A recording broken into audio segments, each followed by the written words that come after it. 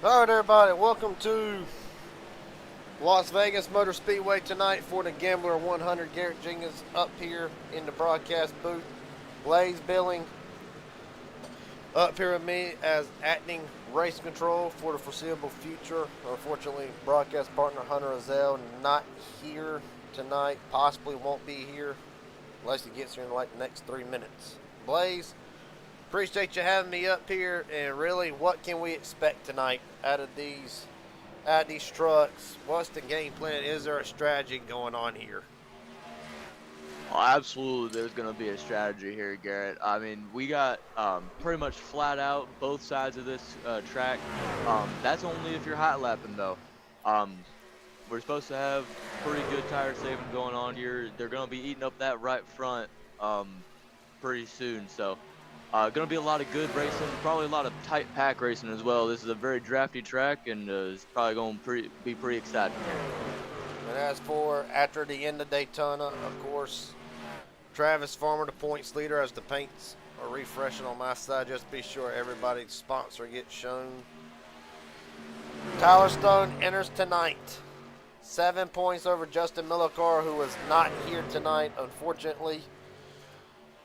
Carson Kennedy enters tonight third in the points, only 8 out. Casey Sprinkle, Luke Bozell, your top 5. Pretty much early in the season, early in the going.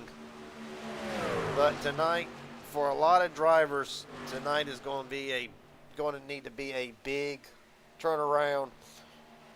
Brent Hammerhand, Aaron Stanton, Cade Cannon, Mike Hauser, Matt Morrison, Joshua Cross, David McCullough, who's right now top of the board.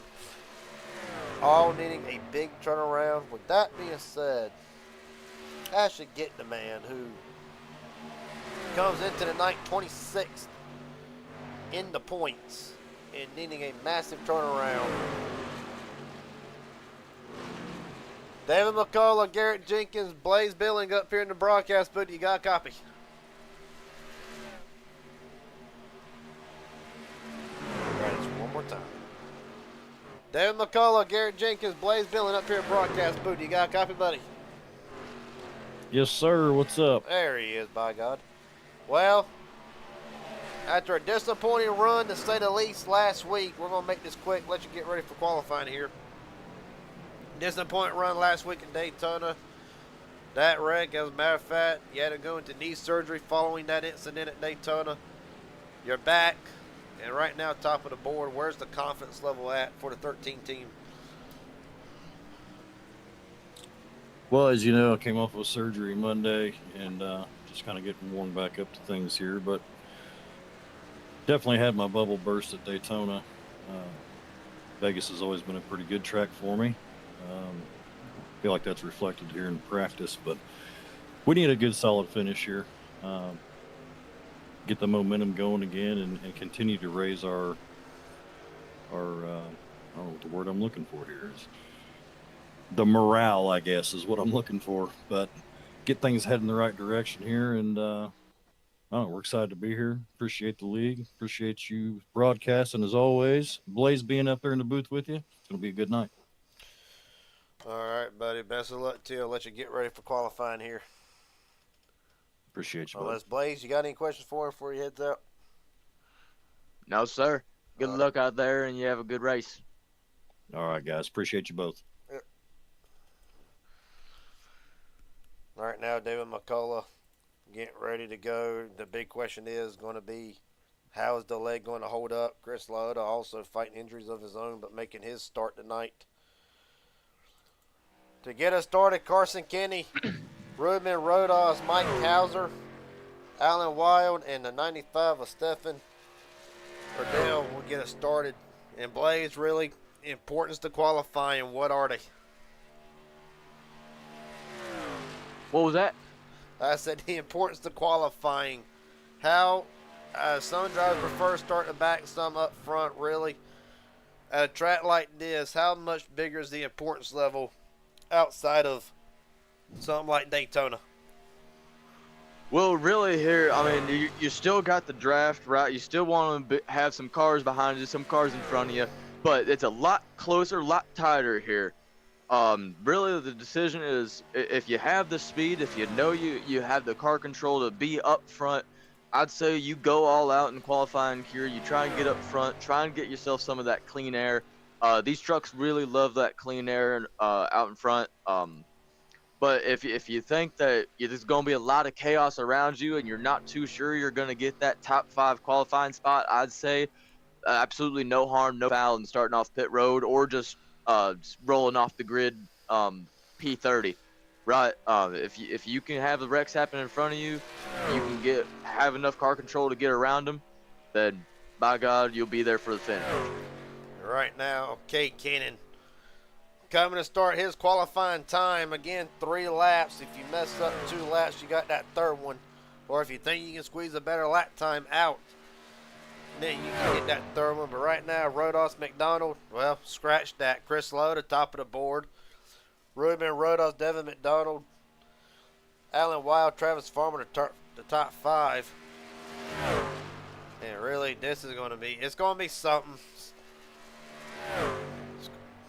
It's going to be something, obviously, coming up here. 7 minutes remaining. Do you think that this is going to wear on some of the guys who are maybe used to Daytona and Talladega running the money races? Shane Hart, top of the board. But do you think this is going to be a bit of an adjustment for some of the guys that run just Daytona and Talladega, or do you feel like everybody here is going to have to adjust? Absolutely. I think everybody's going to have to adjust from Daytona, right? I mean, in my experience, Daytona is almost like a lottery race. I ran a Talladega, super speedway racing in general, right? I mean, if you can avoid those big wrecks, in general, you usually run about top 5 and maybe even run the lottery and get yourself a win.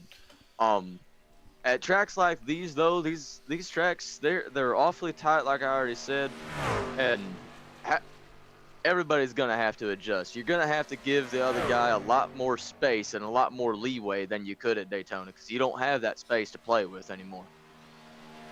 No, and right now, as it stands, still Shane Hart top of the board, 30.792. Cannon, Liona, Williams, and Farmer, your top 5. Rodas, Ruben Rodas, Devin McDonald, Bobby Hadaway, David McCullough, Alan Wild, the top 10.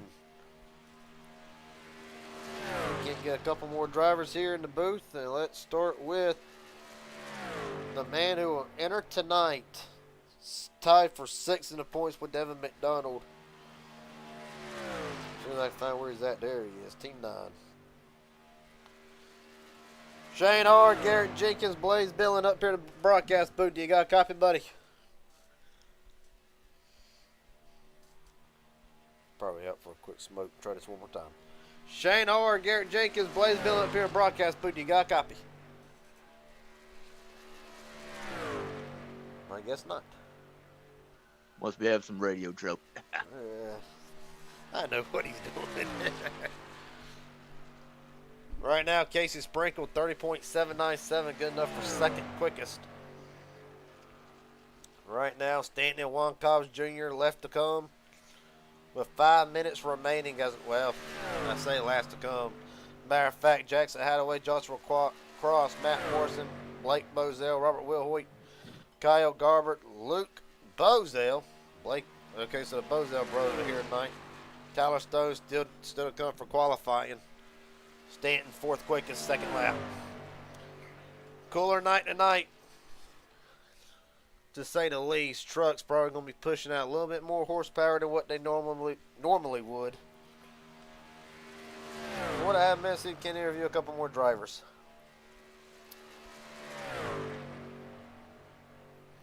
Can't get. We can't dial up. Stanton spins it off a turn, or on the front straightaway, hard into the wall. Be a backup. You can't talk to. I'll tell you somebody to pull up here. One of my good buddies. Danny Barnes, Garrett Jenkins, Blaze Billing up here at broadcast booth. You got a copy, buddy? What's going on? Well, right now, a little bit deeper in the field than what I believe you want to be in, but I got to ask, is that kind of a good thing or a bad thing for the 17? Well, considering I've only ran like 2 races at this racetrack. We'll just see what happens. Well, I'm going to ask you something a little bit. I'm going to ask you something a little bit outside of the league, and then anything Blaze wants to ask you. I've already put my name in for the PGR 500. What about you? Not yet. I will next week. Well, that works out then. Blaze, Huh? Blaze, you got any questions for him? I don't really have too much other than this field is absolutely stacked. I mean, that every driver here is only separated by maybe a tenth or two here. So this is a very tight race that we're going to see. You're just gonna be avoiding the chaos. Yeah, Absolutely. that's pretty much going to be it. Danny, appreciate your time. Appreciate you coming out tonight. Hopefully, when it's all said and done, we'll get to talk to you at the end of this thing. All right, brother. We'll talk to you later. Yes, sir. Of course, Danny Barnes, one of the good guys that come into the community through the money racing and all that. Right now, Shane Hart, Casey Sprinkle, Cade Cannon, Aaron Stanton, Chris Lyotta at the top 5 now. Now, Blaze, this is something I'm just now incorporating this week. And first off, I need you to knock on a piece of wood so we don't jinx nobody. All right. Now, your odds on, and I'm going to do this thing. Ow. God. Now, the odds on favorite. Who is your favorites? You can choose 1, you can choose up to 3. Who are your favorites entering tonight? All right. Entering tonight, obviously, Ty Stone, winner of the Daytona 500 the other week. Watch out for him here. He may be 31.021 right now in qualifying. Maybe not top of the board as far as hot laps go, but he's always been consistent from what I've seen after my time spotting down in there in the spotter stand for Nick Hames. He seems like a really cool cat. Definitely keep your eye on him. He's one to watch here. Shane Har, easy to pick him. I mean, 37.92. I mean, he's a hot lap wizard here. If he can keep that truck in clean air, he's got a pretty good chance of this thing. And I'm going to go with an underdog here. Somebody that hasn't even put down a qualifying lap yet. Oh, hell. Let's check out James Hadaway. Honestly, I don't have too much information about him. But from what I've seen, he seems like a cool cat. I'd like to see him put in the top 5, maybe get the win today. What you got? Well, matter of fact, I'll take Shane Hoare, I'll take Aaron Stanton, I'll go with a wild card. I'll go with Chris Lyotta. Now, Blaze, I don't give you the ultimatum here. Me and my race control has just popped into the session. I'll give you the ultimatum. You can hang out with us up here in the booth, or you might be starting dead last, but you can race if you want to. I'll leave it up to you. I think I'm going to be up here in the booth with you guys. I want to see these cats run, man. Well, we're going to try 3 people in one booth. Hunter Rozelle, Garrett Jenkins up here in broadcast booth. You got a copy? Yes, sir. There he is, by God. I had to go get toilet paper and everything else, but made it. I made it. All right. Give me 1 second here, folks. We're going to get ready for the start. You're watching the Truax Truck Series live from Las Vegas. Be right back.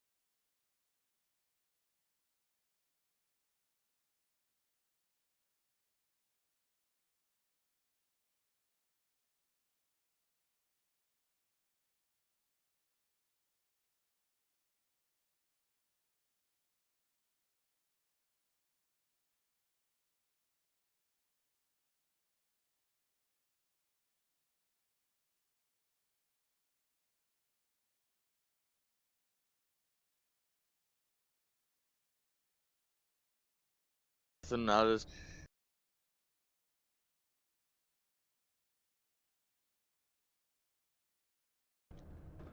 All right, the starting lineup for tonight's running of the Gambler 100. Hell of a name, by the way. Shane Hart, Casey Sprinkle, first and second. Kane Cannon, Aaron Stanton, Chris Laota. Jason Williams, your top 6. Travis Farmer, Robert Will Hoyt, Ruben Rodas, Devin McDonald, Matt Morrison, Bobby Hadaway. The Fast 12. And Hunter, either you or Blaze wanting to run through the rest of the field, y'all can take it over. Yeah, let Blaze do that. all right. So we got. 12, You just ran through the top 5, right? I ran through the top 12. 13th on down's yours. 10-4. Get this going. All right, man. Like you back All on the right. race car, we're not Rolling gonna be 13th down, we got Alan Wild, Stephen Ardell. Starting P16, we got Hayden S. Williams. P17 is Carson Kenny. P18, we got Mike Hauser. P19, Shane Johnson. Starting 20th is Danny Barnes. Then we got Ty Stone right behind him. Juan Cobb Jr. in the starting P22. Brent Henran starting P23. James Hadaway starting P24. Blake Bozell starting P25. Luke Bozell starting P26. Josiah Cross starting P27. I don't count. And that is your starting lineup. Cal Garbert running off 29th. And of course, I David didn't catch McCullough it. running off 13th. See if we can dial up a couple more drivers here. We really might just have one chance for one driver. Who to pick? Who to pick? So many choices, so little time. Tell you what, I know a cat. If I can find him. Right there below us, as a matter of fact. Devin McDonald, Garrett Jenkins, Blaze Billing, Hunter Rozelle up here in the broadcast booth. You got a copy, buddy?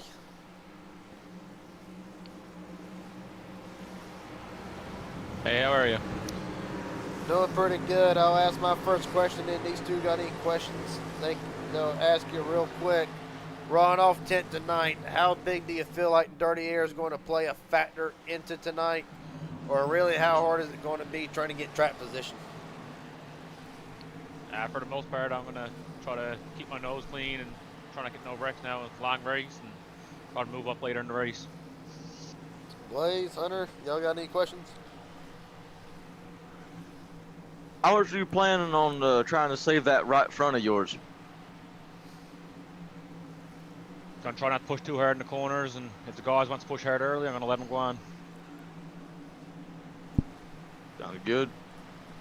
All right, buddy. Best of luck to you here tonight. Hopefully when it's all said and done, we'll talk to you at the end of this thing. Thank you. Yep.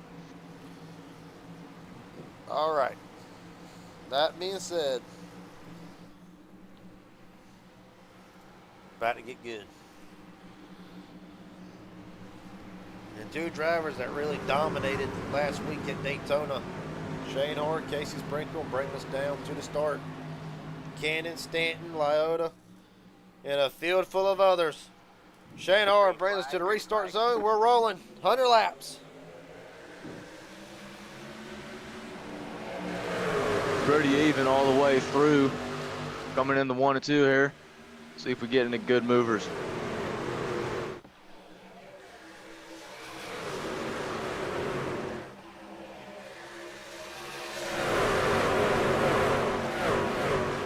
Now back straightaway, Sprinkle and Har still working side by side as they enter turn 3. Stanton losing a little bit of time. Lotus slides up the track just a little bit.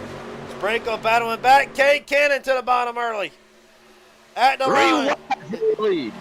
Give it to Cannon. Barely. Well, they were warned at the start. Risky moves might not be the best idea. Kate Cannon said, forget that. Cannon leads the first lap down the back straightaway.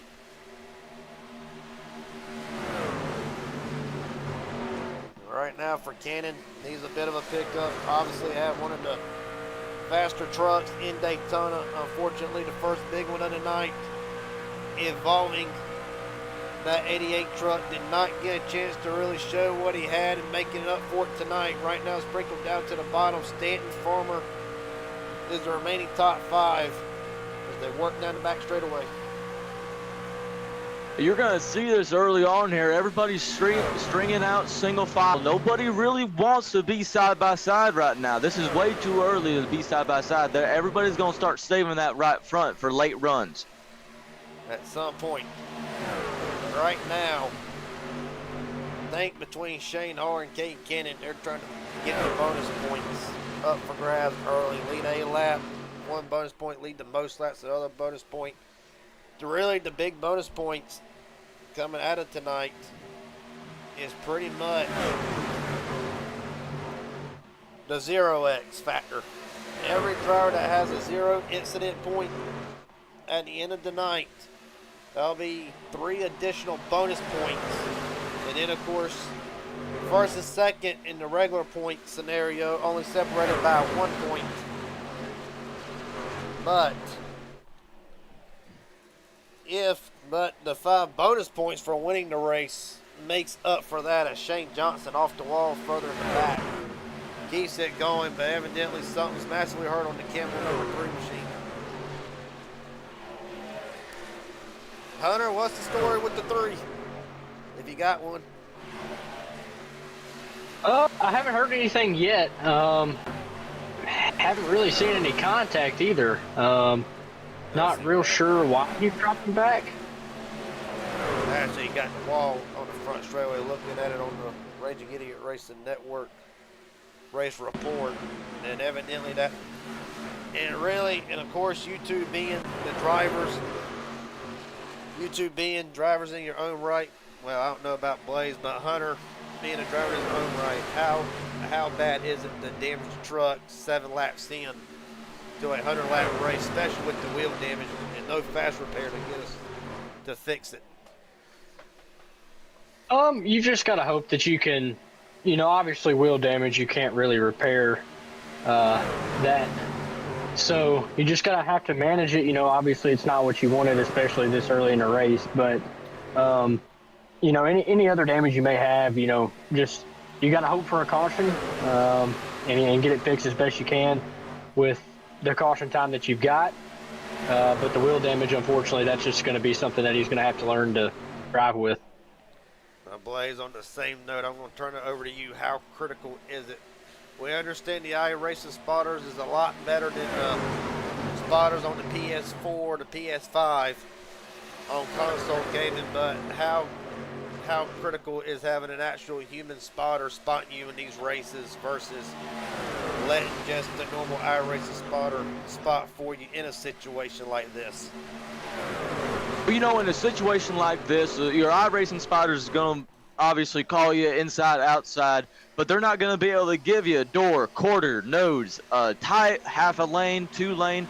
They're also not going to be able to make pit stop adjustments for you. If you need to come down early and take a 2-tire stop, you got to do that on the fly if you don't have a person up there on the crew chief stand. So it's a really huge bonus for these guys that have that person with them that they trust. You got to have trust. You got to have that communication with that spotter and trust them that they're calling you clean. Hunter, we know that firsthand, don't we? Yeah. We know that all too well. I'm his spotter on Tuesday nights for WWSS. Ooh. Yeah. League's fun. Yeah. Dover was something. Well, sure was something, wasn't it? Right now, biggest movers and gainers since the start of the race. You can see it on the ticker right now. Rodos and Morrison up 5 spots before they start. Add Carson Kenny and Tyler Stone to that mix as well. And really, other than that, not a lot of big movers and goers so far. Nothing outrageous. Biggest droppers so far tonight. Chris Laota down 11 spots and continuing to drop in that 69 machine. And of course, Shane Johnson down 9 after contact with the wall earlier in the going. 89 to go. Hunter, I gave him the opportunity to pick his, but before I ask you this question, you got to knock on some wood in hopes that we don't jinx no drivers. But you can pick up the 3. Who are your odds-on favorites so far in the early going? I like the 3 that are running up front right now. I like Cade Cannon, Shane Harr, and Aaron Stanton. They should be saving right now, but these guys don't want to give up the lead, and they've both been fighting really hard. Stanton's just kind of sitting there riding and biding his time in third, so I like the top 3 right now. I wouldn't count out Casey Sprinkle. He's just running patiently back there in fourth, but right now I really like those top 3. Right now, 4 Cannon and 4 Stanton, Blaze and Hunter. I cannot stress it enough. 4 Stanton and Cannon both a much needed turnaround following Daytona is at this point just about a must. I mean, Aaron Stanton comes into tonight tied in a 3-way tie for 16th with Brent Hammerhand and Aubrey Thompson. The same can be said for Cade Cannon, out by 28 points down into 22nd position. So now we got through Daytona, and both of you can attest for this. Now every race here on out, Sprinkle's gonna turn Stanton. Shane Harr's involved in it. Got more coming into it. Stanton and Harr, 2 of the dominant ones. Jason Williams looks like he may have gotten a piece of it. Stefan Adrell, Jack Hayden Williams involved in this one. Tyler Stone, some damage, and a couple of other ones. Devin McDonald. Good grief. Stefan Adrell, meatball flag. Shane Harr, meatball flag tonight. Possibly done early for the 21. That's a really unfortunate event for the 21 there. Well, Raging Idiot Racing Network blimp camera from high above ought to set this one up. From high above. Looking back at it, Casey gets it 3 wide. And it just looks like, from my vantage point, all 3 trucks, I should say, come together. Stanton gets slammed. Looks like the 59 barely touches the left quarter of Aaron Stanton before the 21 ever slid up into him, and then it was just off from there. And of course. Yeah, and that's I mean, your guys are coming off 4. I mean, the aero on these trucks are just insane, right? So you're coming right up alongside this guy. You're already side by side coming off 4 here, so you're getting that draft off the left side. And then you come up with an error coming up on the right side. I mean, you just going to get so tied up there. There's no room here. Everybody has to be perfect for this to work. And I mean, 27 just narrowly comes down. I mean, from my point of view, riding on board for the 59, just barely makes a mistake there, and it just goes on from there. Double on board. We got, for broadcast purposes, Hayden Williams on board, involved in this one. This is going to be a big blow, mainly for Shane Harr, 5th in the points, entering tonight now, 95. Hayden into the back of the 95. Right on board. Boys, y'all can if you want to. Stefan Adrell going airborne. Right on board with the 95.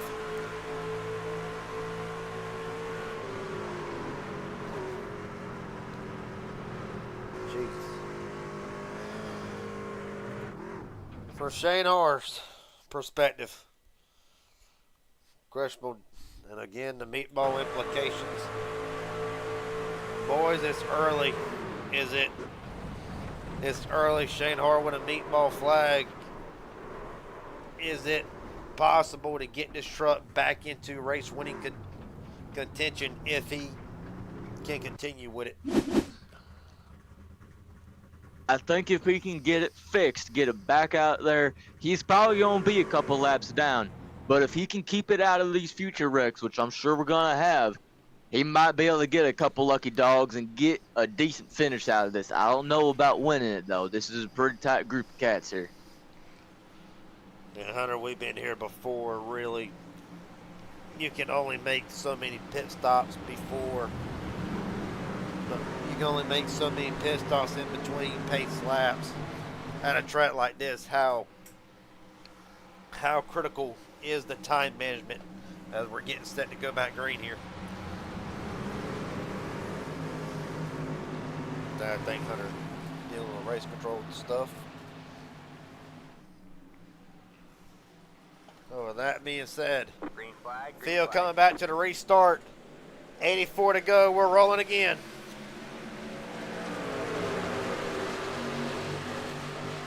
Side by side, good and even jump there. And it's gone. Roadhouse Morrison, Chris Laoda, Jason Williams, your top 5. Brent Hammerhand has worked up into the 6th spot. Believe that Blake Bozell, Bobby Hadaway, Joshua Cross, and Luke Bozell, your top 10. Man, Kate Cannon all the way out there. But that could work to your detriment. If these kids get back here, get good draft going, they might get run and just blow right by Kate Cannon.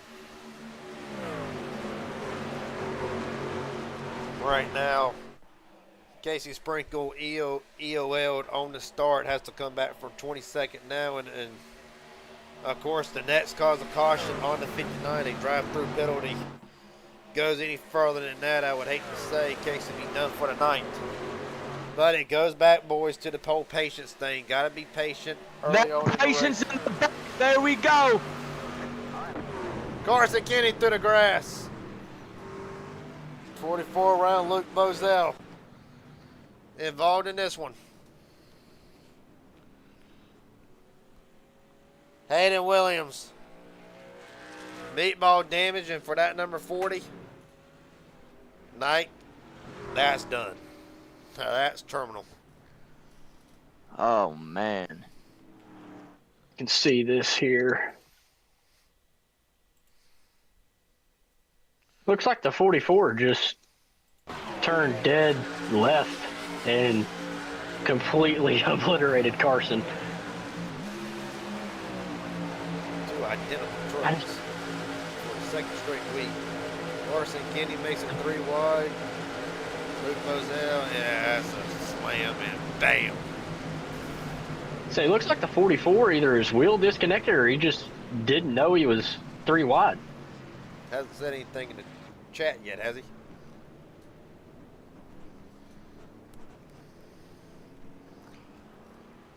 So for Carson Kenny, the damage questionable for the 44. Again, Man, that, what a hit. What a lick. all right now, let's see if we can take to put people on the spot. I really do. 44.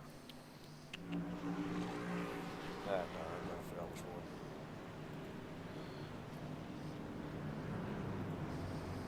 one. Man. Luke Bozell, Garrett Jenkins up here in broadcast. Pooty, you got a copy, buddy? Hey, what's up? Well, Armageddon rings the bell now. Didn't really see it That's at right. Daytona. Take me through what, from your vantage point, what did you feel like happened? Really, just take us through the whole incident. Yeah, no biggie. So it looked like 52 in front of me was definitely losing his tire, so I needed to get around him because he was pretty slow. Josh, teammate of mine, I asked him when I was clear if I was clear, and he said, "You're clear," so I shot down low, and there's someone there. I should have looked a little better, I but can promise you weren't clear. yeah. My buddy, I noticed about right when I made the move. That's all right. I'll ask how bad is the truck. Looks like the toe is knocked in or knocked out really on the right front. Is this going to hinder the 44's performance so far for the rest of the night? I believe so. Got about 8 minutes of repairs, so I don't know if she's good to go back out. All right, buddy. Well, best of luck to you from here on out, and we'll hope for better at Rockingham. Yes, sir. Thank you. Yes, sir. Well, there's one side of the story, and right now, I believe Hayden Williams will be joining Shane Harr, Stefan Adrell, and Aaron Stanton in the garage. 2 cautions early in the going. Well, Right. you know what they say, Hunter and Garrett. You know, cautions breed cautions, right? I mean, you bunching these guys back up together every time. There's going to be more time for wrecks. Well, hopefully, when it's all said and done, they get to the first pit stop. And of course, the pit stop game has actually shifted a lot. Top 4 on 23 lap old tires. Travis Farmer on a 7-lap run. Well, I say tires, and it's literally just the pit stop length of what they're under. So unknown if Travis Farmer took tires or not. Right now, running 6th. Brent Hammerhand, Luke Bozell, Joshua Cross, 23-lap run. They've not pitted since the start. Kenny David McCullough and Kyle Gabbert all have stayed out, so the pit strategy all over the place. And Garrett, let's talk about strategy real quick here. Are these teams limited on tire sets here? Yes, they are. They get 5 in total. One was already on their car. They get 4 extra sets. So they do got to be a little bit smart here with them. As Morrison and Cannon brings us down for the start. Green flag, green flag. No wheel spin. A great start by Cannon again. And I got a feeling that's going to be to the leader's advantage for the majority of the night.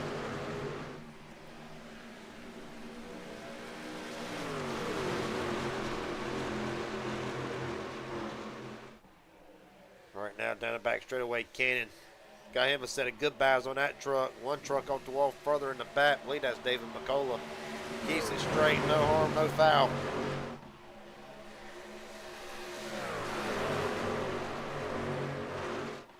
Hunter, Las Vegas, what are some of its unique characteristics to it other than it's literally a cookie cutter? I will tell you one, the track surface, very abrasive, very bumpy. It is very abrasive and very bumpy, and it's one of my favorite Cannon, tracks. hard off the wall. So Sorry. she cannon back off the wall there. But yeah, this is one of my favorite tracks. If you know how to drive it and you know how to save a little bit of tire, it goes a long way here. As me and you both well know, we don't really have short run cars, and we somehow look out with a long run car, and we always seem to put together some good runs here at Vegas. But it's a really fun track to race if you know how to race it and save a little bit of tire and kind of just manage yourself. I don't think any of these guys tonight have saved any bit of tire, but it doesn't seem to be affecting them too bad. Cannon's still holding on to the lead pretty strong over Matt Morrison there, so seems to be working out in their favor. All right, now here comes Travis Farmer. Freshest tires going for the lead on Cannon to the inside at the line. Cannon holds on to it for the moment. Never mind. Farmer, the new leader. Chris Lauda as well ought to be mentioned. Never mind. Lauda actually on the same stint as pretty much everybody in the top 10 at the moment.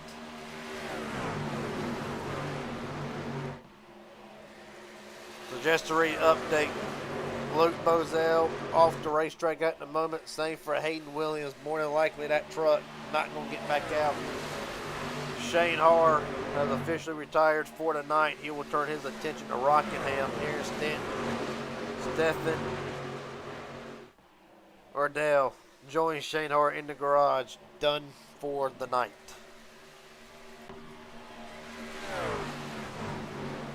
.73 laps to go. Travis Farmer still has now taken the lead away from Cade Kenna, who holds the bonus points for leading a lap. Right now, the bonus point for the most lap. Blaze Hunter, let's reiterate the points, the bonus points, and really, y'all can tell me how critical they sound as soon as I can get them pulled up. So as it goes, 1 bonus point, 3 wide further in the back. 1 bonus point for starting on the pole. A bonus point for leading a lap. One bonus point for the fastest lap of the race. Of course, one bonus point leading the most laps. Here's the big one. 3 bonus points for the drivers who have a 0x at the end of the race, and then ultimately 5 bonus points for the driver who ends up winning the race.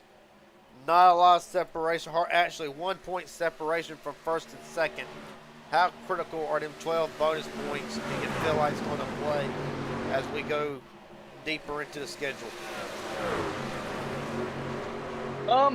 Obviously bonus points, that can make or break. Oh!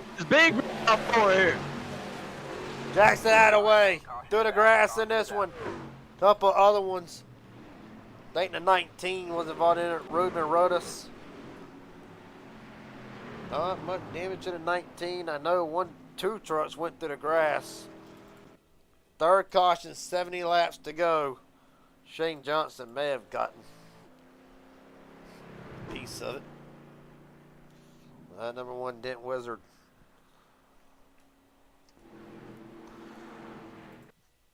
A little bit damage to the right front, boys.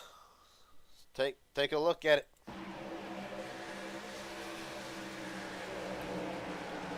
Looks like the 19 just coming out of the corner, misjudged it, and just slammed the wall, and then Got the buzz. 11 washed up into him. Got Blake Bozell. A little bit of damage. Really, I think all 3 trucks are going to be fine enough to continue through this. I think the cat that got the hardest lick out of that was the 1 car, man. But look at this guy slide through the grass here, not go down pit road, not hook it back right.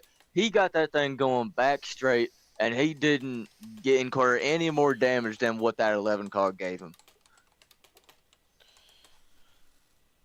So right now, 3rd caution of the night, not even halfway yet. Hunter, check your DM real quick. And we look at this from high above again.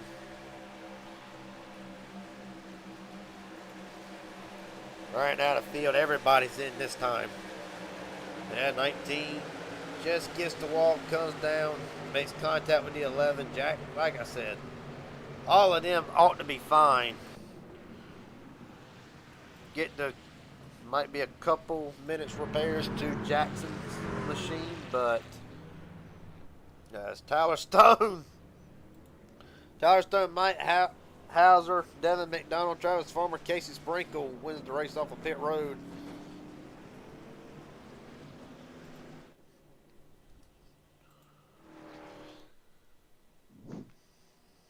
And with 33 laps in here, obviously every team wanting to use up those tire sets. You don't want to finish the race and have an empty or multiple extra sets, right? You want to use up as much resources you are allowed. Well, the only bad thing is, if it was me, Mike would be trying to save 1 extra set just in case, because the irony in all this, doing that strategy, we got 3 green-white checkers. And I've seen on several occasions what fresh tires can do on a green-white checker. But then again, in the same breath, you don't want to not take tires, expect another quick yellow, and then there ain't no yellow, and then you're kind of SOL. Called out on that long green flag run. I had an incident that happened in that WWSS league a couple weeks ago at Phoenix. Teammate and me, we were driving pretty good. Had a mid-race caution or so.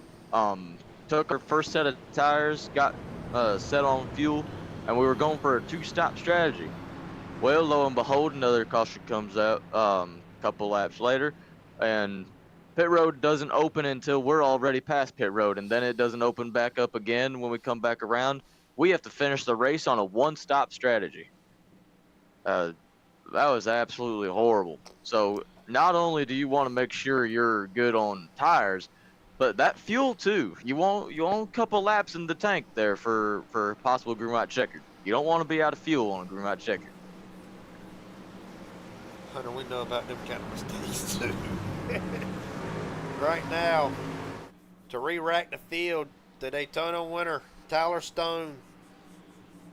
In the lead, Mike Hauser, Devin McDonald, Travis Farmer, Casey Sprinkle back inside the top 5. How about Juan Cobbs Jr., Danny Barnes, 6th and 7th, Matt Morrison, Kate Cannon, the early dominator of the race, back in 9th, David McCullough, bad knee and all, still in it inside the top 10. We're rolling. They're staying up on that inside.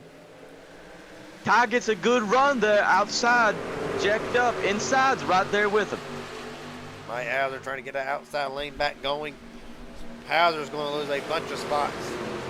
Down from 2nd to 4th, going to slide right in front of Danny Barnes, going to try to.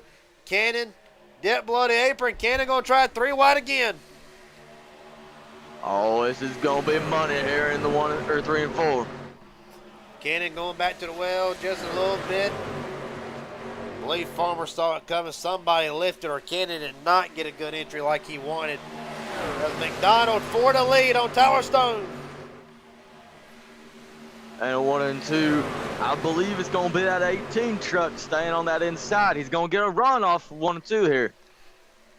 But here comes Tyler Stone. Casey Sprinkle down to the bottom, going to make it 3 wide again. That 59 is That was the play. that 59, that's a strong truck tonight. In that 59 camp, of course, 1 strike already. But back up to the 3rd spot. Cade Cannon's going to look to the inside, going to get a door slammed on him. Tyler Stone leads back into turn number 1. I don't think things are over here between this 18 and this 66 truck here. Not by a long shot, and right now,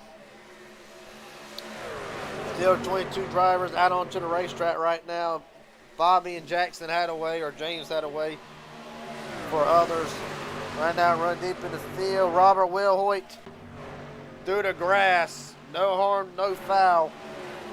Go back and look at it.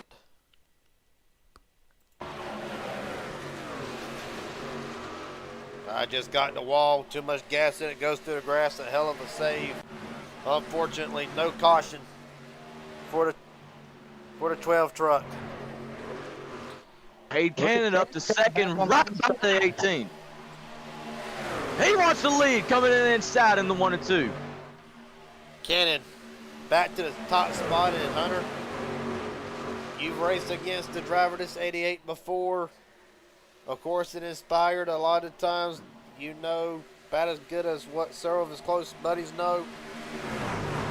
It was a rough 2025 outside of racing for Cade Cannon, but ever since the new year rolled around, there's been a new pepping and stepping and driver in the 88 camp, and right now 2026, and really tonight, for now, looking to be Cannon's night.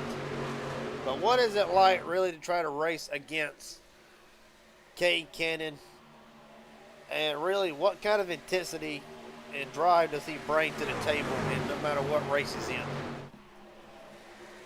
I mean, I think he brings a lot of intensity and drive. I think a lot of it plays into, his strategy. Depending on what track he's at, obviously, he might not be as aggressive.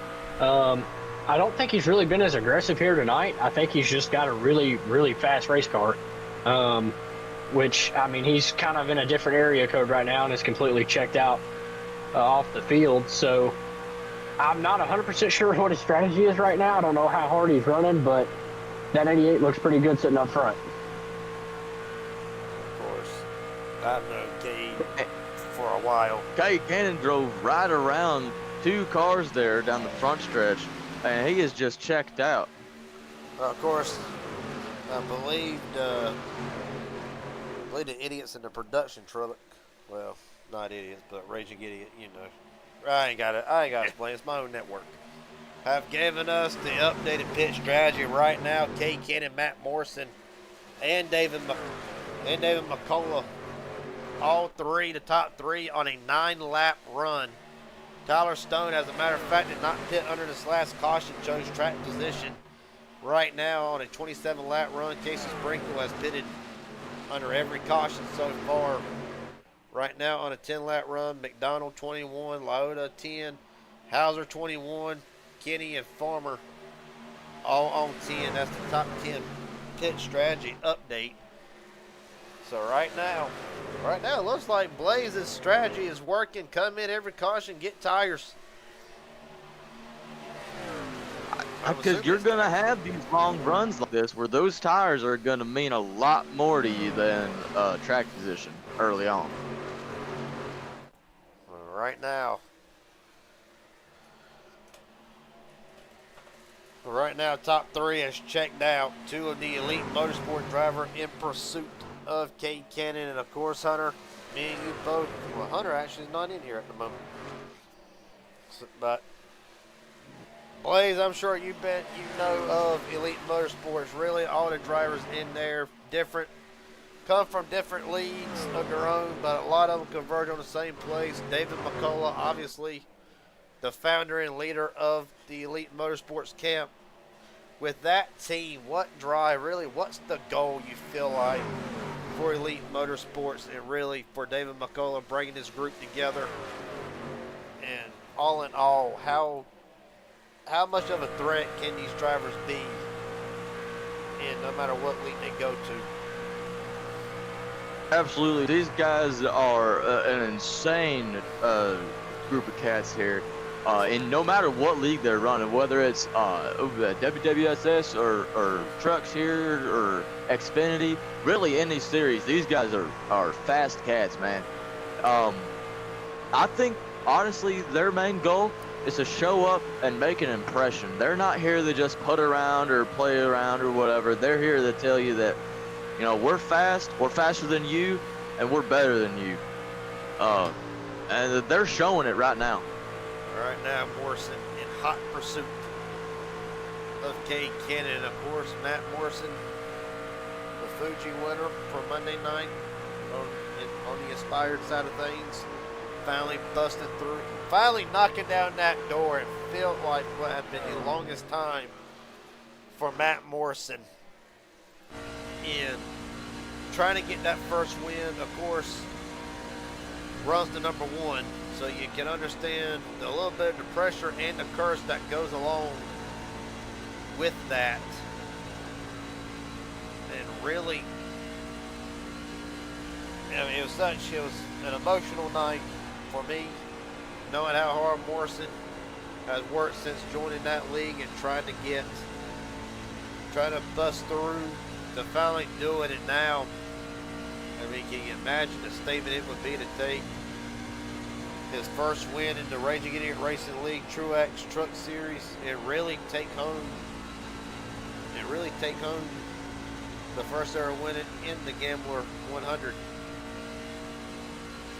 That would be an amazing statement, not just for the team, but I mean for family members, for all his fans. I truly can't think of a better statement other than maybe winning the Daytona 500 itself. Right now, it has been all Cade Cannon pretty much from the start. He has led, as of right now, 34 laps out of the 49 ran. So right now, another Las Vegas punt here.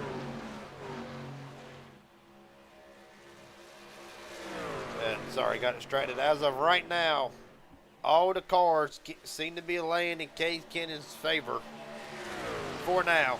Just past halfway. Half down, half to go.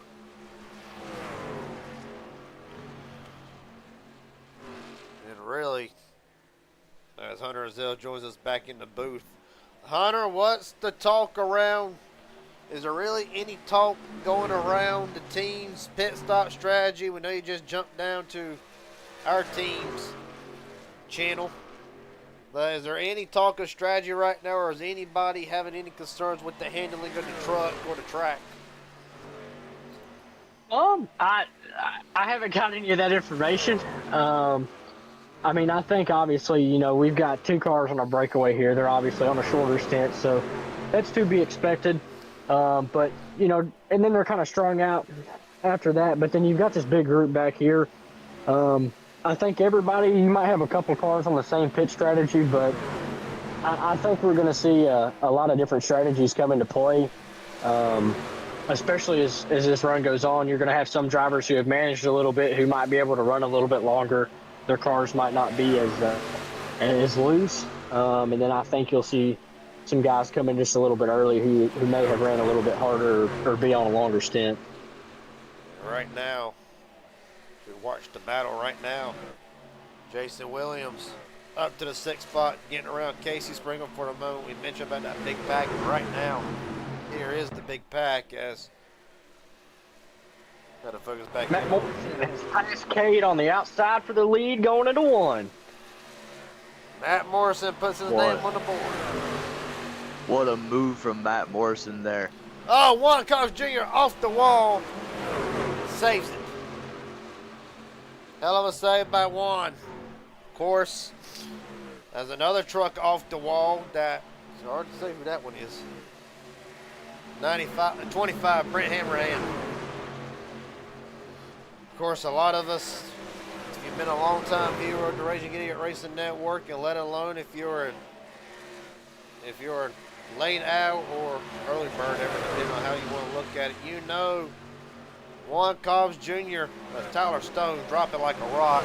Strategy not working out for the 66 at the moment, but if you're a night owl or an early bird, again, depending on how you look at it, do you know the name?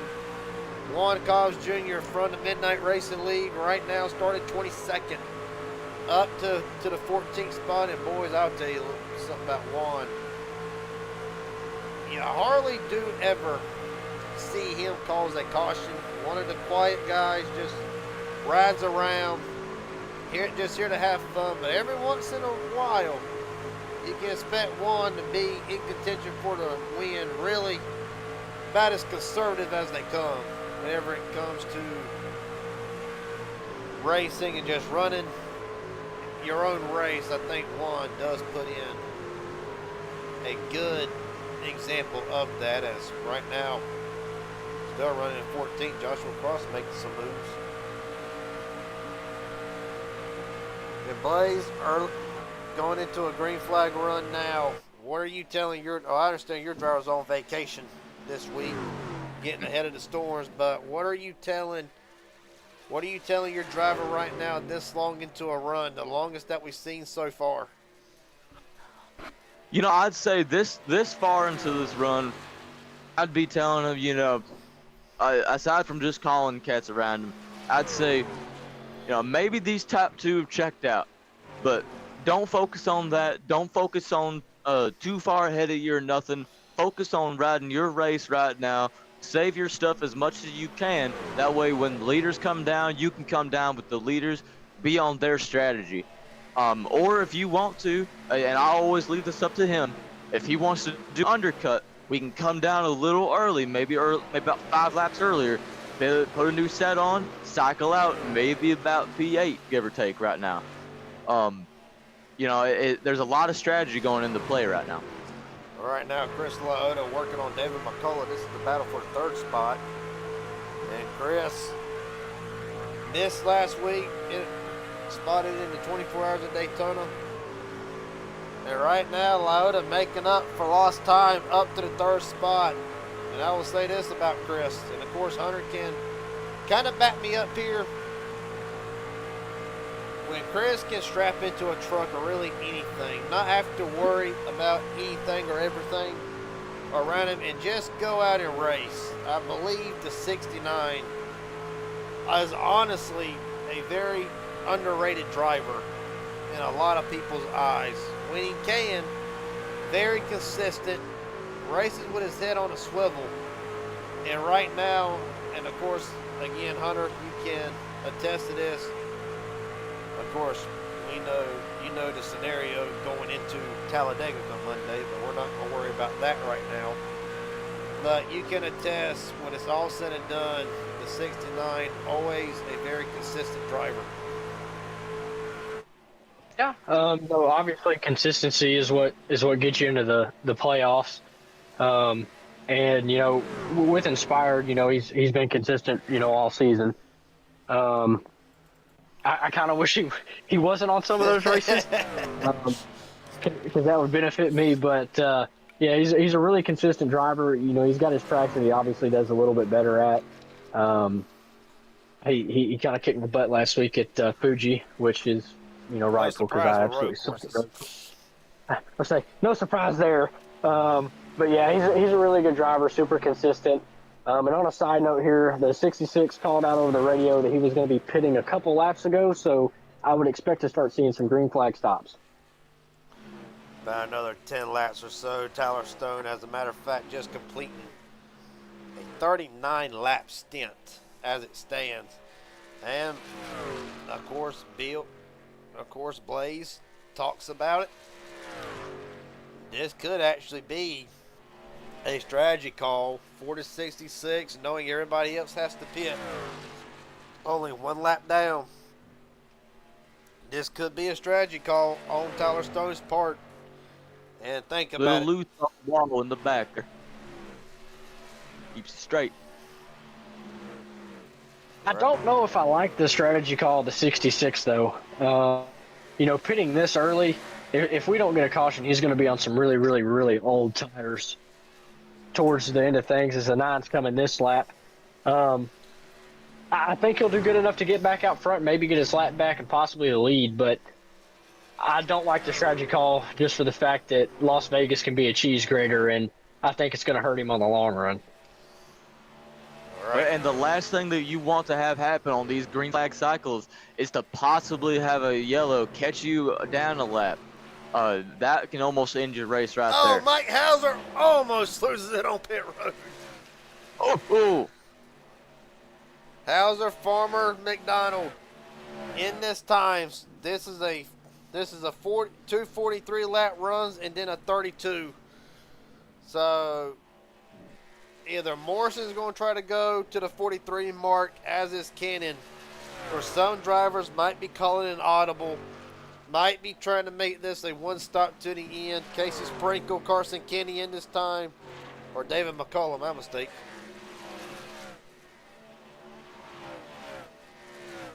Bobby Hadaway, Danny Barnes in. Boys, this is the nitty gritty part. Yeah. Where it's going to be a lot of strategy here. Strategy is what's going to win you this race at this point, I think. Right now. I wouldn't be surprised if we see the 6 run a little bit longer, though. He's got some of the freshest tires on track, and the more drivers he can put a lap down, that's just going to play into more of his strategy and help him out. So I wouldn't be surprised if we see him run this thing empty. I really would not blame him in the same breath. Well, boys, we're going to take the little overlays here. Just a little bit old school for the... Of course, I don't know about Hunter, and I don't know about Bill either. But back in my day, they had the horizontal ticker going across the top of the screen. So that being said, while pit stop's underway, we're going to go a little bit old school here as Matt Morrison continues to lead. But still a pit stop coming. Right I now. love this old school horizontal ticker. Takes me back to the Nextel Cup Series, man. Really? Yeah, it actually does. Actually throws back a lot. Of course, that's one of the things I actually remember about old school NASCAR was that horizontal ticker. I understand that the new one's nicer, gives more information on demand. But right now, we'll keep it old school for a minute. Boys, I want to say this. I don't know if... I mean, I understand we're on a long run here, but I believe and think Cade Cannon may have burned his stuff up just a little bit too soon. Right now, as it stands, we're going to show the people watching at home. Alan Wild right now has been anywhere from a tenth to 3/10 faster over the last 5 laps. That's with Chris Laota coming winning from behind. Safe to say, I believe Kennan either burnt his stuff up too soon or just trying to save fuel at the moment. Because Laota's quicker than him across the boards. 33 is actually coming into pit this time. I just heard him call it out on the radio. But with the 88, we saw how hard he was running. I think he's probably burned his stuff up. And a lot of these guys that the coming in this lap. There comes Matt Morrison with him. So Matt Morrison, 38 lap run, 30 to go, surrenders the lead. Cannon stays out another lap. Bonus points for something bigger.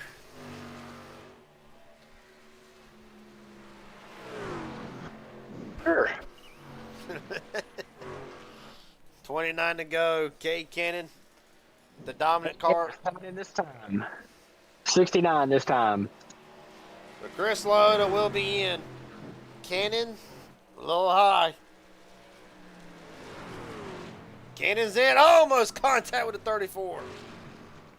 Ooh, Good grief. that was close. That would have been heartbreaking.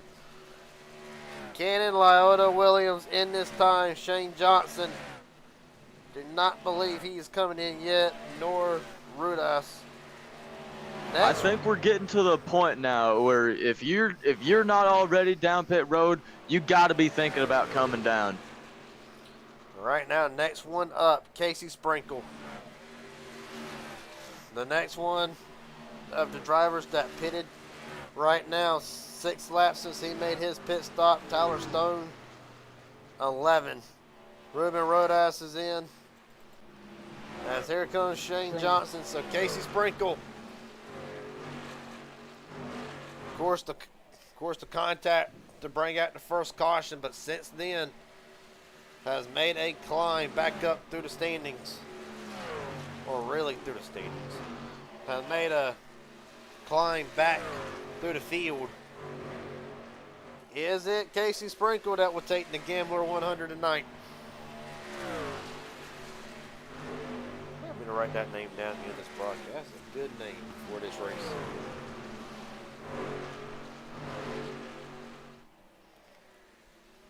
Casey Sprinkle already cycled back out to the second position. Shane Johnson currently with the lead, although I believe he's due for a pit stop if I'm not mistaken. In this time, actually. That's going to actually give the lead to Casey. David McCullough coming. Tyler Stone, of course, on a already 14 lap old tires. So the strategy may get, of course, Tyler Stone enters tonight the points leader.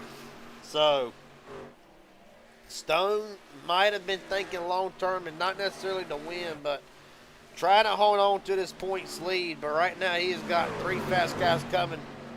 David McCullough trying to run down Casey. Let's look at this lap time here. Speaking of David running down Casey, the 6 car is on a mission right now, cutting his way through the field up to 3rd. I think he will catch Casey Sprinkle, and I think he's going to make pretty quick work of David McCullough as he just blew past 3 other cars like it was nothing. So I think right here we're seeing the fresher tires definitely come into effect.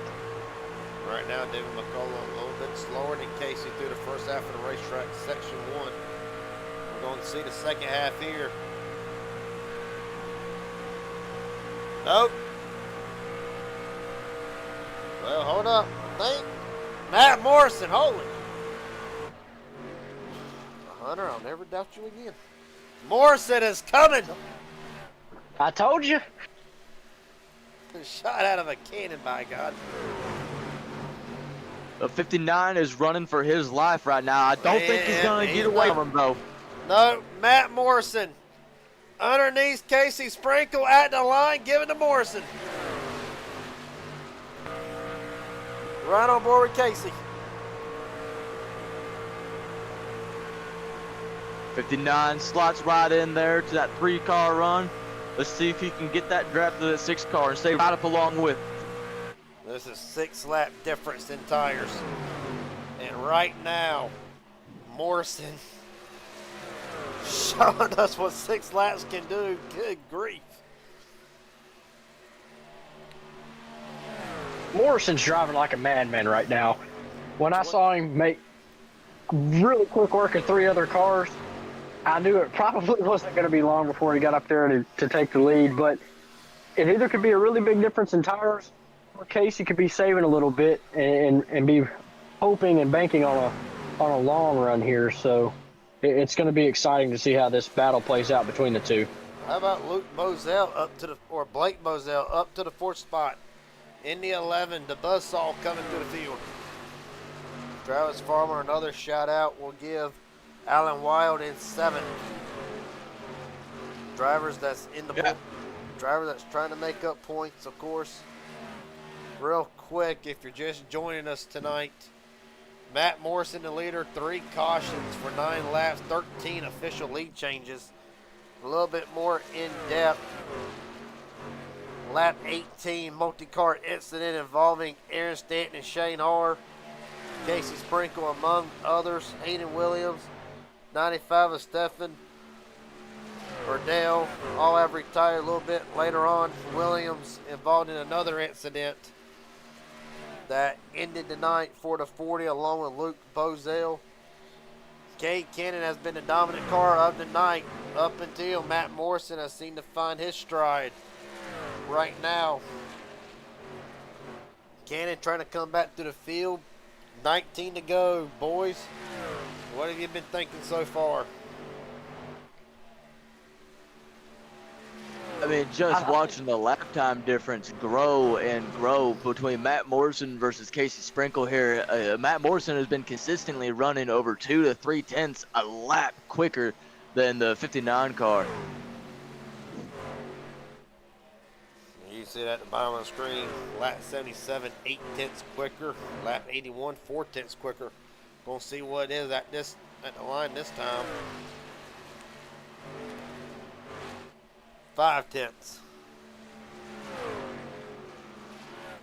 Well, Hunter, you know this team better than we do. Is this the kind of expectations and the results that David McCullough expects his drivers to bring to the table? Yeah, with David being owner and I'm kind of the team principal for WWSS and in this series, we got a really, really fast group of guys there. I like what we're building. I know David is too. It's kind of came together really fast. I don't think we really quite expected it to grow and us to have as much success as we have so quickly. But, the expectation going into every week is obviously to run up front. We got a really, like I said, we got a really fast group of guys between Travis and David Carson and obviously the current leader of the race, Matt. So it's going to be really exciting to see how both of those seasons play out for all those guys with Elite Motorsports. But this is the expectation for sure. Boys, I don't know if y'all have noticed it, but Cade Cannon is coming. Him and Morrison, I believe, pitted on the same stint. Matter of fact, I can verify it. No, Cannon went 1 lap further than Morrison. Cannon might have a say in the finish here of the Gambler 100. Oh, him and Sprinkle, holy, woo! Straight! Goodness! What a save! What a save! I think we're starting to see the faster car get a little annoyed with a slower car. Well, nonetheless, Casey Sprinkle. Good God. Yeah, the 88 and the 59 here battling. That 33 car wants a piece of it. Ellen Wild been hanging out for the majority of the night. We're going to put a checker back up. 59 that last lap was about to be sent packing, but was somehow able to keep the car underneath him. Oh, And that was a hell of a save right there. Oh, Travis Farmer around in the back. And this is not what Morrison wanted to see. Travis Farmer around, back straight away.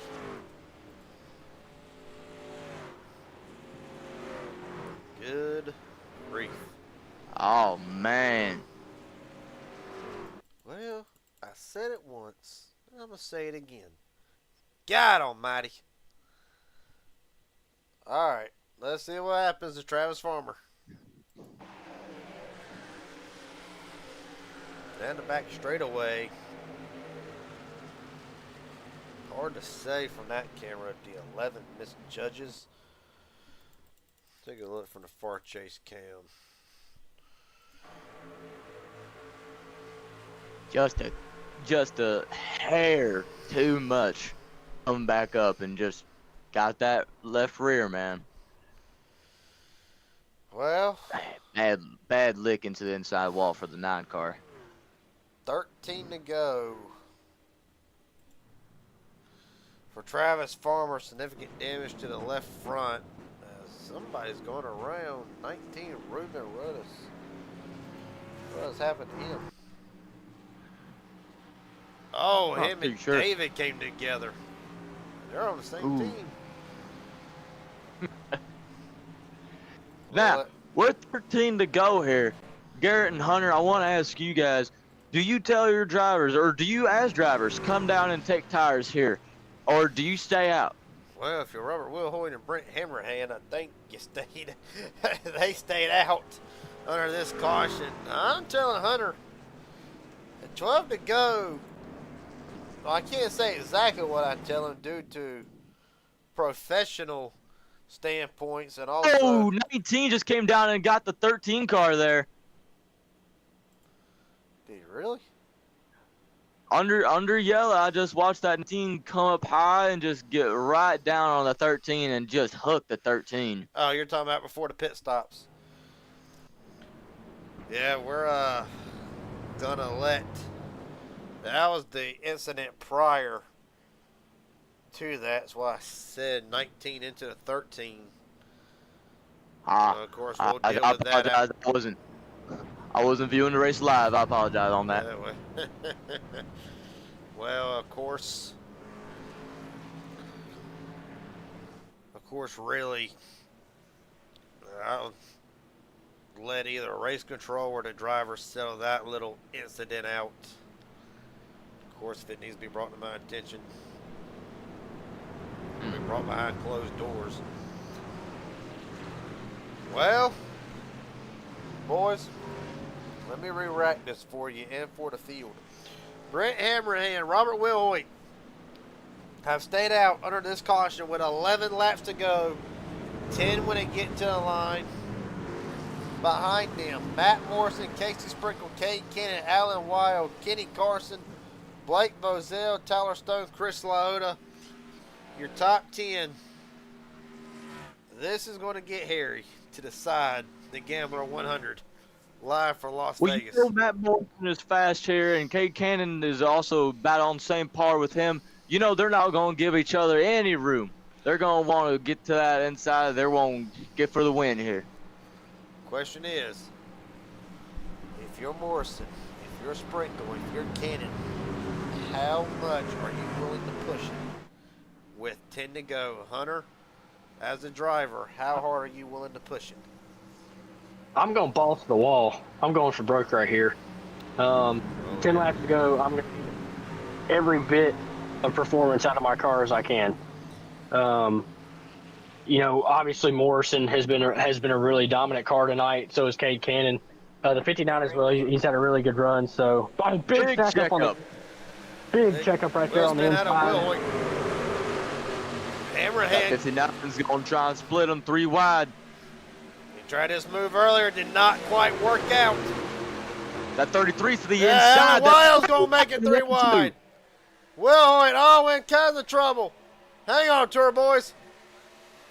They are Hammerhand. 3 the backstretch. Hammerhand trying to hold him at bay. Wilhoit dropping back. Here comes Morrison with a run. Alan Wild to the inside. I told you that 33 car was Danny Barnes. Danny Barnes involved in this one, as is Travis Farmer. Damn. What a lap there. Hunter, race control. Talk here. Black flag, Juan Carlos Jr., what do you got for us, if anything? from what I could tell, looks like he had a little bit of a issue on the restart there. Okay. It's the only thing I could think of. Might have passed before right there at the start finish line, but there was a huge checkup, so Has he said anything? that's my guess on it.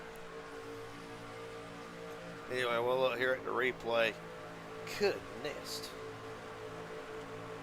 About the most action-packed 90 seconds. Barnes gets loose. Comes down into Farmer. For Danny Barnes. A hell of a night, 4-7 so far tonight. And I'll say, I appreciate every driver coming in, but understanding Danny Barnes, of course, about a year ago now, a tragic fire for his son, lost everything, had a big donation race. I know Chris Carter, who was in the comment section earlier for that, was a part of that race. Danny Barnes went on to win, and really past that, I mean, Hunter, you know Danny, we raced with him a couple of times for MMS for the big money races, a few of them, and really, what can you say about Danny? Well respected among his peers, among the whole money racing community, taking a shot at other tracks in other leagues, WWSS with Kenny and them, and then of course coming to our league. And really, you can't really say nothing bad about Danny Barnes. No, the little bit that I've raced around him, I've enjoyed it. He's always a very clean racer. He's probably a little bit more fair and cutting people breaks than what I would. But yeah, he's a great dude to race around. Is very consistent. And trying to stand out at ovals has obviously he's been doing pretty good. So excited to see where this season goes for him. But yeah, I like racing around him. He's a hell of a dude and a good racer. Boys, 8 to go. Hammerhand stays out. Gutsy call or smart call? I think that's probably a gutsy call. I don't know what exactly the stint is on his tires there, but I think Morrison, he's going to be able to shoot out to the lead here on that outside. He's not behind the 25 here to check up. Obviously, old tires, you're not going to get going as great on a restart. But yeah, I think that's a pretty gutsy call on 25's part, which he might not have any more tires left. Brett Hammerhand, internet issues, 4-25. Something's going on with the 25. Unshorty issue. Yeah, Like to back on the pace. I heard about this, some kind of ancient druid magic, I think. Something about shape-shifting, I believe.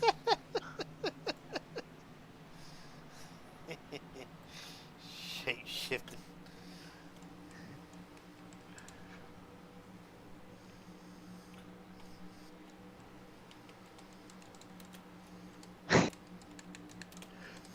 Gonna get a little thing going out for Came them. without looking all that much out of my head. Unknown the situation with Brent Hammerhand at the moment. Hunter, is he disconnected?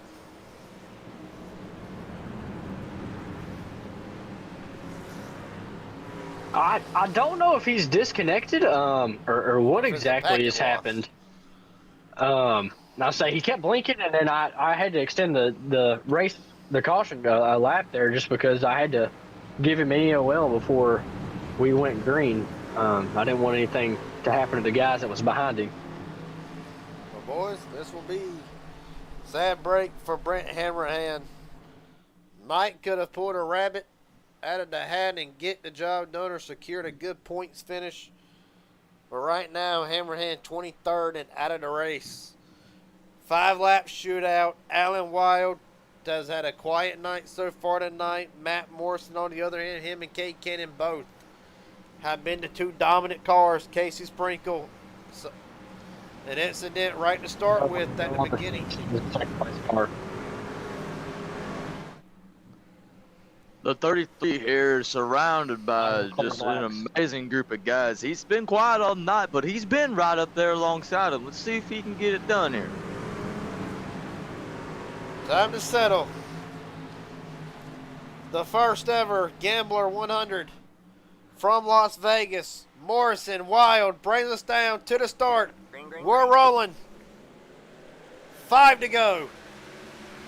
Huge jump from the outside there, the 59 and the 6 car. 33 did not get going. Wild did not get going. He's going to deal with Cade Cannon. Here we go. All right, let's double this back. Even tires now. Can Casey hold back Morrison? Tyler Stone blocking Devin McDonald for the 6th spot. Stone right. Oh, McDonald! Again, Goes around. Hold up. No, he does not. There's the big one. Good grief. The dominant car tonight, Cade Cannon, involved in this one. Mike Hauser, meatball flag to Hauser, Jason Williams. Big damage to Williams. Of course, Cade Cannon, 9th done. He'll tow back to the pits. Man. God almighty. All right. Feel like the admin meeting is going to be very long tonight. All right, let's look at it from the Ford Chase cam.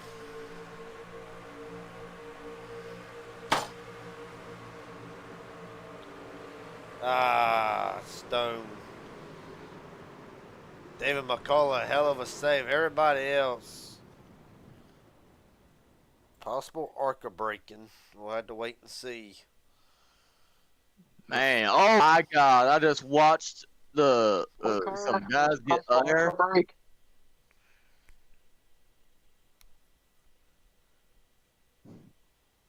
I'm sure to think radio interference. Looks like Tyler Stone just tried just a little too hard. Tried to get around Cannon. David McCall is going to take a wild slide. Everybody else. So Cannon goes around. Hauser tries to miss him. Hauser nowhere to go. Williams and Cross, however, barreling through Jason Williams up into the catch fence along with Joshua Cross. Car do we say was a possible ARCA break, Garrett? I'll DM it to you. Sounds good. Oh man. Well, for Cade It Cannon, just that's the heartbreaker. absolutely. Cade was out front all day long. Had an amazing truck. From my point of view, it looks like 66 was shooting for a gap. I mean, that was maybe a car length at best. They were going to force that issue 3 wide either way. It looked like it was just closing too fast for the 66 to react. Unfortunately, contact made. Just a tough break for the 88 car. See if we cannot get a word with him. Cade Cannon, Garrett Jenkins up here in broadcast booth. Is this going to be a hard one to swallow? What up, man? Well, I'll ask you again. How hard is this one going to be to swallow? A good bit, like at the beginning of the race, everything was going pretty good. Yeah. Oh, you're Wasn't a racing fault. I was listening, yeah, they're telling it was my fault, but I'm going to say here, well, 50-50, I'll take it both ways.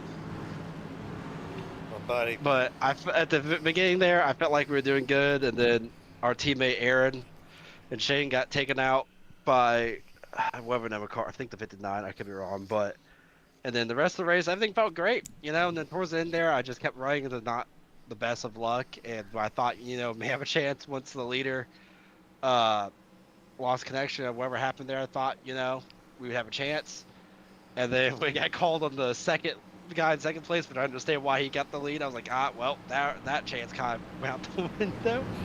And then, of course, there at the end there, like, I'm not too mad at what Ty did. I just felt like it was a little bit of a dumb move, shooting it in there, because I was still turning left, and by the time he was there, I was coming down. And if I turned right or tried to miss him, I felt like I wrecked myself and other people, or I almost died and someone else's die. So I just was hoping for the best, and Green unfortunately, flag, green flag. did not end the way I wanted it to. But we'll take it and move on to next week. Okay, a hell of a night. We look forward to seeing you in Rockingham next Friday night. Thank you, thank you. Yes, sir. 2 to go, and Casey Sprinkle's gone. What a jump on the start there for Casey Sprinkles. Down the back straightaway, wild. Here comes Luke Bozell, going to make it 3 wide. Bozell going for second. Matt Morrison kind of caught the drive for a moment. Sprinkle, oh, Wild and McDonald come together. Doesn't matter, white flag's out. Right before they got the line, white flag is out, and no matter what, next flag ends this race. This 59 is going to stay out here. Let's see if the 11 gun him down. Casey Sprinkle, Morrison, does he have anything left? Bozell in the mix. Off of turn 4, the winner of the first Gambler 100. Casey Sprinkle rolls the aces and wins. Bozell hard into the wall. Sprinkle takes it. McCullough, Morrison, Bozell, Carson, Kenny, your top 5. Good grief. Well, what a run for Casey Sprinkle, a 59 car there. he had to work for it. That all boiled down to that final restart, I feel. I saw Casey get that jump, and I think he just checked out from there. Well, of course,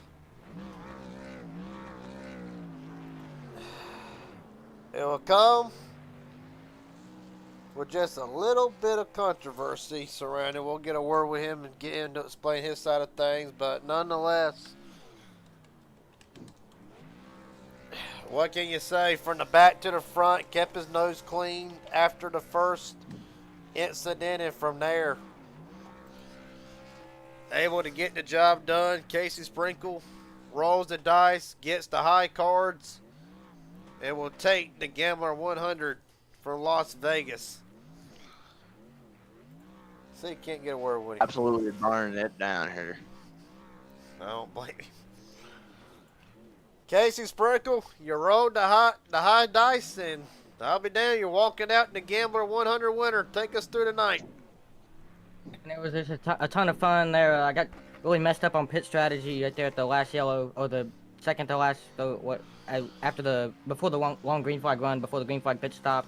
I didn't take tires on the last yellow before the green flag pit stop, and it really messed me up. I was 7 seconds behind the leader when we had the green flag pit stops. Came out in the lead, but then the guys that pitted later than me ran me back down. I was getting passed for third, and then all in behold, caution came out, which saved me, and then took tires on that final yellow and stayed up there in the top 5, and then finally got around the other guys on that second to final restart to ultimately hold off everyone and win. Well, Casey, elephant in the room. We're gonna get your side of things beforehand. Take us through the incident earlier with the 21 and the 27. What was your vantage point? What did you feel like happened off of turn 4? Let me go actually look at that right now. I haven't got a chance to look at it other than my cockpit. Well, I was at 14. 14 or something. It felt like on my point of view, the 21. I mean, I stuck it in the middle 3 wide. I had plenty of room, but I mean, on my screen, it looks like the 21 ran me up live. But then now that I'm looking at it, like he's barely not touching me. But I mean, it was just feel like there was this hard race, and I mean, the replay at least. But then for my cockpit, that's why I was arguing, is because it looked like the 21 ran me up. I don't know if it was net code or just actually I ran up in the 27. But from my point of view live, it looked like the 21 hit me, and then I was just getting squeezed anyways. But it's whatever. It's fine. Didn't really matter in the end.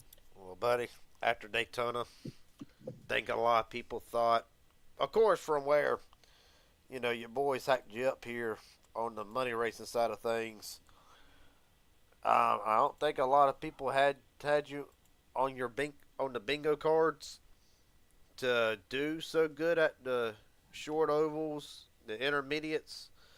Do you feel like this run tonight kind of puts them specific types of critics to bed, or really is there what's really to prove it really as for the season and potentially the championship? Where are the expectations for the 59 going forward? And then I'll turn it over to Blaze and Hunter for questions. I mean, I feel like I'm decent at enemy. It's good enough to at least get a top five. I wasn't really expecting to win, but I was expecting to do at least decent if I didn't get wrecked there. But short tracks is my really weak point in these trucks. But I just hope I can at least finish decent enough in the short tracks to keep points for the playoffs. And I don't even haven't looked at what the championship races are at the end. But hopefully just maintain my speed through the short tracks and road courses just to be able to keep my points up. I got one more question, but my everybody knows my question. Hunter Roselle actually gone. So, Blaze, Billin, any questions for Casey before I say my last one? I'll tell you, Casey, you roll off this race starting P2 outside pole, really good qualifying for you. You only like a couple hundreds, if not thousands, off of Shane Har there. Really good car showing early on. Little bit of incident there, lap 14. When you had to drive back through the field, how'd the car feel handling in all that dirty air and traffic? Oh, the dirty air was terrible, and once I got up front, which I never even actually got to lead a lot of laps, except for the green flag pit stop, I was just hoping to aero block, but the dirty air was terrible. I was surprised I even made it up to the field. You really gotta poke your truck out, just get any clean air you can, even if it's all the way up towards the wall. It was pretty bad, but I maintained it and worked my way up to the field even with it. And how did tire wear affect your laps? Like 20 laps or so, did you start feeling fall off really early? I mean, yeah, it was really early because I'm not the best at saving tires at these kind of tracks. But I tried my best and just not put a lot of wheel into it and backed up my entries. But the tire wear is definitely noticeable more than I thought. But I worked my way through it. But obviously, I mean, 6 laps is a big enough difference to have a good amount of speed difference because the 6 car just destroyed me on time after the green flag pit stop. Absolutely. Well, I'll tell you, watching you come back through the field like that, I mean, obviously you had your hands full, but you're a hell of a race car driver. I'm excited to see how we do next week, and congratulations again on the win. Thank you. Oh, let's Well, see Casey. if Garrett's got any more. Yeah. Well, Casey, last question I have, of course, you know this one coming. It ends all interviews. Is there anybody you want to thank? Friends, family, sponsors, etc. The floor is yours. All these guys for showing up this week again. Got I think 28 people that started. This is a fun series to run. I'm having a blast so far. Y'all for broadcasting and you for putting on the league and the race, Garrett. Really glad to see another truck league show up. All right, buddy. For Casey Sprinkle tonight, win number 1. He'll take the first running of the Gambler 100 from Las Vegas. Appreciate your time, buddy. A hell of a job. Thank you, man. Well, coming up next, we actually will have, as Matt Morrison, I'll get Morrison here in a minute. We're actually going to have an Elite Motorsports 2-3 finish. We'll first get the owner, David McCullough, bad leg and all, able to come home second. Take me through the How about night. them elite boys? How about them elite boys tonight? Yeah, they were pretty damn good. Matt Morrison had a hell of a car tonight. Take me through it from the 13. How critical really did the pit strategy come down for the 13? I mean, it was it played a big role. And then poor old Ruben, man, we were getting ready to come down pit road, and he got into the back of me. Something happened with his wheel. That certainly wasn't an intentional thing, but that set us back to P13, and I knew I was going to have to drive the wheels off of it.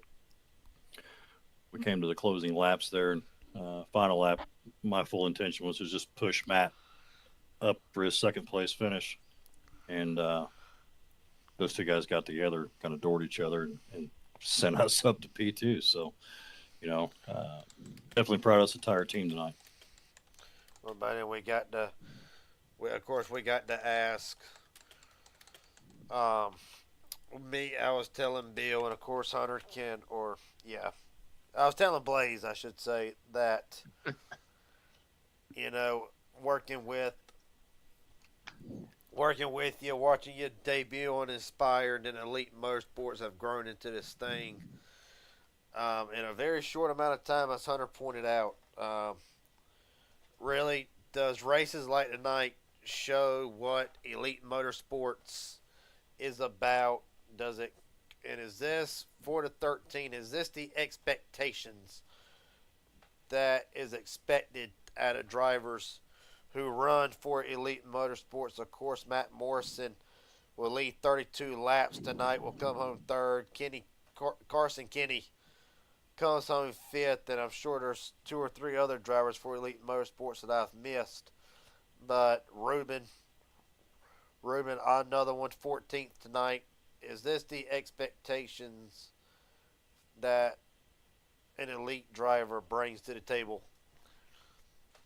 Absolutely. Do we expect guys to be winning races every week? No, but do we expect guys to go out and put on a hell of a show and do it respectfully, tastefully, both on track and off track? Of course, for tonight, I'll ask you this last. I got 2 more questions. Obviously, I think Blaze now understands the last question, but I'll ask you this one, and then I'll turn it over to Blaze for his question if he's got any. How did the leg hold up tonight? Hey, it did pretty good, man. It was a laparoscopic procedure, so it wasn't like a total knee replacement. Obviously, it's sore and tender, but each day that passes, we keep getting a little bit better. I think I sat down in the rig the day after and started putting myself through the motions. So not much time off, but nothing we can't handle. You know what I mean? We're just going to keep pushing forward, and hopefully we have a hell of a lot more nights like tonight. Blaze? Only question I got for you is, how in the world did you keep this truck straight this long tonight? You were battling a bunch of guys all around you, and there were just a bunch of crazy guys all around you, man. I mean, how in the world did you keep this thing here for the finish? Just staying focused, man. And there was a few times, even early on, I kind of scraped up the wall. I had, I don't know, 8 or 10 seconds of damage we had to repair, during a pit cycle. But again, nothing we couldn't work through. It's just keeping your nose to the grind, man, and pointed in the right direction. And Garrett, I don't know if you saw that save I had coming off of 4 earlier, dude, but I had that thing pitched completely sideways. You said something at Daytona about that's probably going to be the save of the year. Well, now I've got 2 in a row. I've been looking too much Nitro Circus. Mm-hmm. My last question Yes, I got sir. for you before I let you head out of here. Is there anybody you want to thank? Your friends, family, sponsors, etc. The floor is yours. Absolutely. Definitely got to thank my wife and kids for tolerating me on sim racing so much. But we sure enjoy it. Definitely got to thank Fast Fred's Wrap Shop for the beautiful paints he throws together and helping sponsor this league. Definitely need to thank you guys for being up at the broadcast booth and Garrett for putting this league on. You've got a hell of a group of guys here, and I look forward to the rest of this season. And last but not least, I definitely want to thank all my guys from Elite Summit Motorsports. We've got a hell of a group of guys, and I think you'll see a lot more of us moving forward. Absolutely. For David McCullough, entered tonight 26th in the points following Daytona. He will take back a lot of them points from Daytona and will come home second tonight in the Gambler 100. Appreciate your time, buddy. A hell of a job. Thank you, guys. Appreciate you both. Yes, sir. All right, now I do got 2 more interviews. I got Carson Kenny up next, but I also got to get in Matt Morrison after running third. We'll get Carson in the booth first since he's been waiting the longest. Carson Kenny, Garrett Jenkins, Blaze Billing up here in the broadcast booth. You got a copy, buddy? Yes, sir, I do. Well, second straight top 5 for the For the number 8 machine, take us through the night from your perspective. It did not look like it was all that easy. No, man, this dirty air on these trucks is absolutely insane. It's really hard to pass once you get caught in the back, but struggling to qualifying again, which seems to be a trend with me. Not what we wanted at all. Got stuck in the back there with all the dirty air. I don't know what happened. I had to go back and take a look. I haven't gotten the chance to yet, but I got nearly taken out there pretty early in the going. Fortunately, didn't get any damage from that, so we were able to rebound. But slowly but surely, we were able to work our way up to the front. Got a little lucky with some cautions at the end, and unfortunately got tight there entering one on the last lap, and that threw away a chance at a top 3. But can't complain too much with the top 5. No, you cannot. You talk about dirty air. I'll ask you, really, what were some of the characteristics? Like, what was making it so tough with the dirty air? How did track position and pit strategy play a role in tonight with all them recipes for disaster sort of deal? Right, yeah, I think the dirty air got worse the further you went back in the pack. More trucks, more dirty air coming off each of those trucks. So it got worse the further back you went. So I knew that if I was gonna pit, I was gonna follow majority group just so that I didn't get caught too far in the back. And the trucks get super duper tight on exit and on entry, especially since we're nearly full throttle the entire time around this track. It was super duper hard to keep the truck planted on exit. It just wanted to plow to the wall. But that pit strategy was able to get us up into the top 10 at the end. And again, with those cautions we got at the end, we were able to pick off a couple more. Blaze, you got any questions for him? So Carson, second straight top 5 here. Obviously, consistency is important. How do you think consistency is going to play a factor into these point standings as we get deeper into the season? And do you think these top 5s are really going to stack up in your favor as compared to maybe a couple of the oddballs that get that win or that random top 5 and are usually running 15th or so?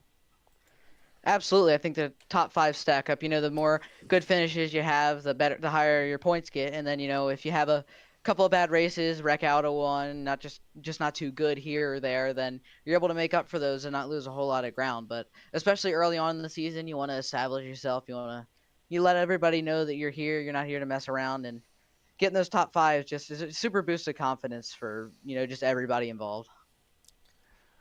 Absolutely. And speaking of a boost of confidence, how does this top 5 put you mentally for next race coming up next week? Yeah, I mean, I think for sure this is definitely going to, make it so that I feel a little more comfortable in the truck, because at first I wasn't too comfortable in this, but these last 2 weeks have really gone to show that I have more speed than I thought I did. For sure, Rockingham will be a tough go about, but I definitely think that there's a lot of room there to grow, and I definitely think there's a lot of room there to also have a good finish and get a good result. Absolutely. Well done again on that top 5. Garrett. Carson, last question I got. You ought to know this one coming up from Daytona. Is there anybody want to thank friends, family, sponsors, etc.? The floor is yours. Absolutely. Got to start off with the boys back at Elite Motorsports, man. Top 6 for all 4 trucks. That's just insane. They brought out a bunch of equipment here tonight. It was super duper good. Tier 1 setup shops, you can use code Carson for 10% off. They have some great setups over there. Doughboy Cinematography, take great photos. You can check them out. K&A1 Home Improvement, if you're in the Delmarva area, you know the drill. Go check them out. And then on top of that, gotta appreciate, everybody watching from home, all the support we've been getting recently. It's been absolutely insane. So hopefully we can keep this pushing into next week, and hopefully, keep it like this for the rest of the season. All right, buddy. For Carson Kenny tonight, it will be a 5th place run, second straight top 5 to start the season. Appreciate your time, buddy. A hell of a job. Yeah, thank you. Yes, sir. Last but not least, before we head out of here tonight, Matt Morrison. I'm going to ask you the same question I asked Kate Kenny. Is this one kind of hard to swallow? Yeah, I feel like I'm choking on this one. Hey. Well, take me through it. Obviously, you and the 88, the 2 dominant cars of the night. You'll walk out of here leading 32 laps. What more did you need at the end? Not that yellow, that's for sure. I can understand. I mean, after that, I don't know, just better restarts, I guess. I feel like the 59 probably jumped it a little bit, but he's in the back, so you can't call a jump from someone in the back. But I don't know. He was like the only one that was tough to get around because he would just block you and make your life hell for no reason. But everyone else was fine.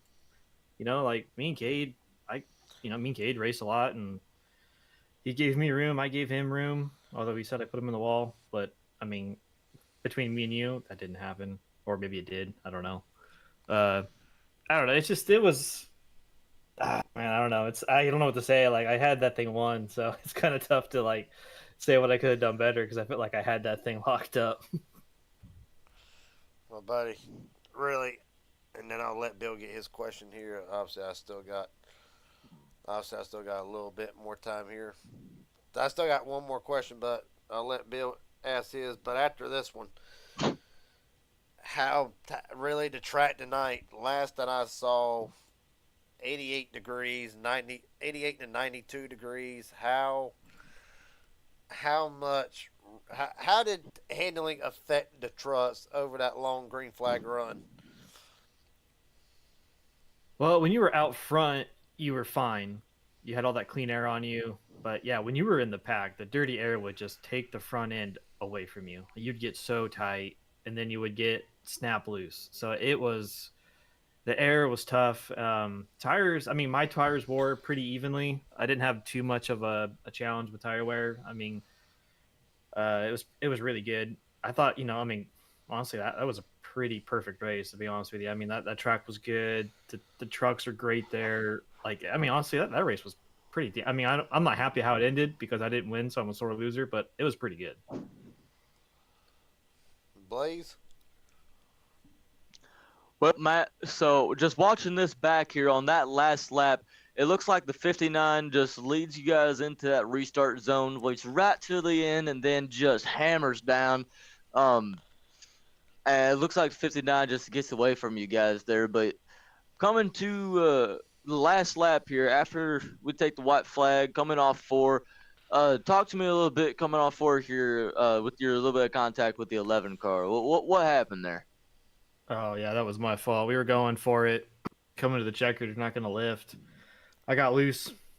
I had so much wheel in it because I was like, it was pushing real bad. I didn't lift, so it was like pushing real bad. I had so much wheel in it. Coming off the corner, it does that snap loosey thing, and that sucks. I got into him, and then yeah, he doored me back, which I totally understand for that. So that sucks too. I didn't want to do that either because he gave me room. Well, he did actually. I think it was like when I was coming through the field again, he squeezed me pretty tight. But I mean, that was my fault though. Like it was just that was bad driving on my part. I got way too tight, and then I had so much wheel crank to the left, it got loose, and I just got into him. It's unfortunate. Absolutely. I mean, racing on the last lap there, nobody's gonna be lifting. You gotta go for broke. Now, talk me through how you were feeling when you were out that far out in front. I mean, you at one point I believe you had over a 4-second gap between you and the guy in second. I mean, all that track, all that clean air. Did you think, man, this is my race to win? And then you saw the yellow, and I mean, I can just imagine the disappointment. Yeah, you summed it up pretty good there. Yeah, no, it was mine. I'm not braggy about it at all. I mean, I'm not really that great of a racer in some ways. But yeah, I mean, when you get trucks that good and a race that good, you just feel like you're invincible. And I chased Cade down, passed him clean, and we had a great race. And I just kind of drove away with it there. The pit cycle happened, and I was worried honestly there'd be a caution during the pit cycle. That's kind of why I stayed out for as long as I did because I figured there would be one. But everyone did a great job, and we didn't have that. So props to everybody for not wrecking under pits and stuff. So it's pretty good for them. And yeah, I just had that pit cycle come out, and I fell back down. It was like fourth, fifth, or something. And just the better tires get you through that field. And yeah, I mean, I knew Cade was going to be coming because I think he stayed out a lap longer than I did. So I knew I'd have to like kind of cover him when he got to me. But I kind of looking at the interview, and he was getting further and further away. And I was like, I mean, I pretty much at that point just said in my head, I got this. I mean, this is my race to lose at that point. Absolutely. Uh, I had one last question and I forgot it, so I'm just gonna give it back to you. Wasn't important anyway. Well, Matt, I'll remember it on the way back home. There you go. well, Matt, a hell of a night in the winter from Fuji on Monday night. You come to tonight, one of the two dominant trucks at the end of it. Is there anybody you want to thank? Friends, family, sponsors, etc. The floor is yours. Well, Garrett, I gotta thank you first and foremost. This is your deal. This is your league. This is your house. Thank you for letting me stay in it. Gotta thank David McCullough, everyone at Elite Motorsports, man. We all showed up tonight and we were kicking butt. We were all there in the front, all there in the top 10, even through the crap at the end. I know Travis got in a bit of a wreck there. That's unfortunate, but yeah, just thank those guys a bunch. Fred's Wrap Shop, David's businesses that he has that pretty much funds his team. So yeah, thanks to him. Thanks to everybody that came out tonight. It was a good race, honestly. I loved it. All right, buddy. For Matt Morrison tonight, it will be a second place run. He will turn his attention to actually, I believe, ain't you running midnight here in a little bit? Yeah. All right, well, I'll see you in Darlington. See you in an hour. Yeah. All right, buddy. See ya. Yeah. All right. Got one more, dang. All right. Get the buzzsaw in here. Blake Buzzsaw Buzzell. Garrett James up here at broadcast booth. You got a copy, buddy? Yes, sir. How you doing? I'm doing pretty good. Rough night for the 11. Able to battle back to a fourth place run. Take me through the night for the 11. Well, before the race, we did a couple practice laps, and we realized a couple of our guys weren't fully on pace, and so we made the decision as a team to not qualify.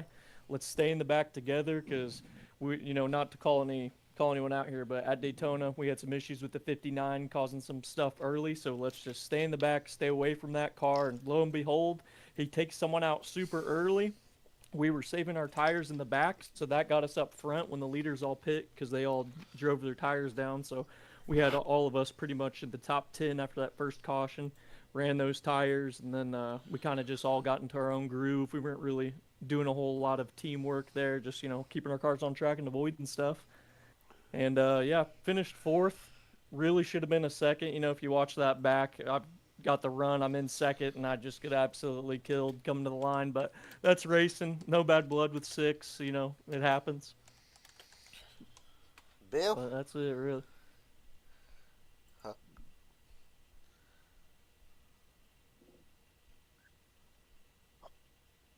Thinking trying to get his microphone fixed. So I'm going to ask you this. Really, was the truck hurt earlier? There was contact with the 19 into the wall, takes out the 1. How bad was the truck hurt? Yeah, so after that, that really shattered my strategy early because, like I said, we had stayed out on tires, got up out front, and we just clawed our way up to the, top positions as a team. And then he just kind of comes in the wall, takes me out. Go in the pits. I only had 6 seconds of repair. It was really just aero. I had a little bit of wheel damage that couldn't be fixed, but just put some tires on it and just drove it to the end and made some moves towards the end to get up into second. And like I said, kind of just got screwed out at that podium, but it is what it is. That's racing. Blaze, you got a copy now? Yeah, I got you here. Anything you want to ask the buzzsaw? Well, from what I saw that whole race, after that little incident early on, really strong truck overall, battling back here. How did I ask everybody this? How did that truck feel in dirty air? How did it feel in the draft there?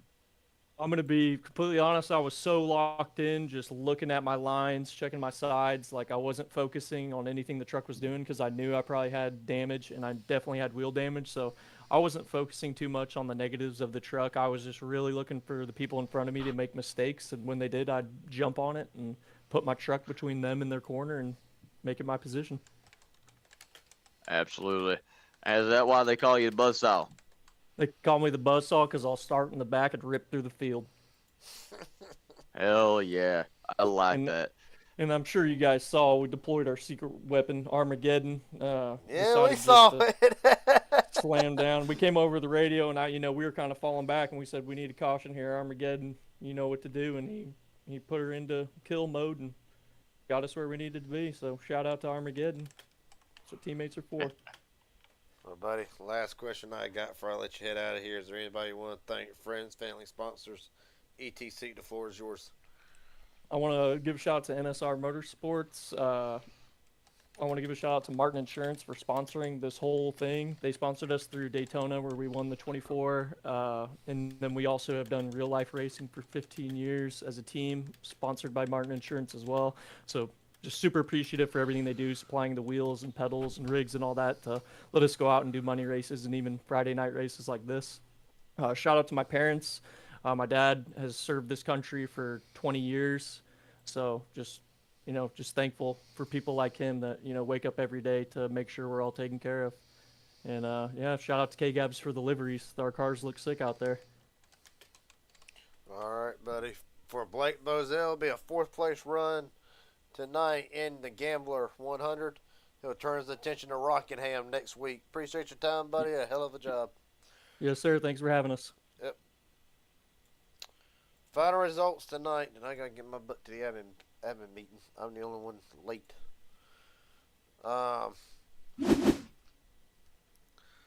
Blaze, we're just gonna storm through this real quick here. Casey Sprinkle, your winner tonight. David McCullough, Matt Morrison, Blake Bozell, Carson Kinney, the top 5. Travis Farmer, Tyler Stone. Danny Bars, an 8th place run. Robert Wilhoit, Chris Loda, top 10.